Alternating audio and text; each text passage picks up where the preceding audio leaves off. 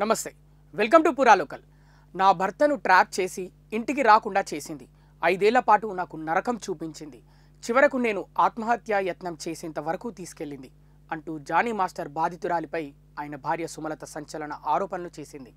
Johnny master బాధితురాలిపై తాజాగా film ఛాంబర్లో ఆమె ఫిర్యాదు చేసింది. ఈ సందర్భంగా బాధితురాలిపై మండిపడింది. కొరియోగ్రాఫర్గా అవకాశాల కోసం బాధితురాలే తన భర్త జానీ మాస్టర్ను ట్రాప్ చేసిందని చెప్పింది. జానీని ఇంటికి రానివ్వలేదని, పెళ్లి చేసుకోవాలని నిత్యం వేధించేదని ఆరోపించింది. నా భర్త ఇంటికి సరిగా రాకపోవడంతో నేనే బాధితురాలి ఇంటికి వెళ్ళాను.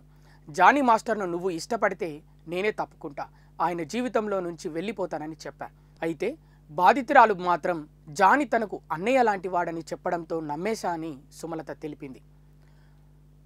వాస్తవానికి ఇక్కడ బాధితురాలు ఆ అమ్మాయి కాదు, తామేనని జానీ మాస్టర్ భార్య ఆవేదన వ్యక్తం చేసింది. ఆ అమ్మాయికి తన భర్తతో పాటు చాలా మందితో సంబంధం ఉందని సుమలత చెప్పింది. ఈ విషయం తెలిసి తన భర్త ఆమెను దూరం పెట్టాడని వివరించింది. దీంతో తప్పుడు కేసు పెట్టి తన భర్తపై కక్ష సాధిస్తోందని సుమలత ఆరోపించింది.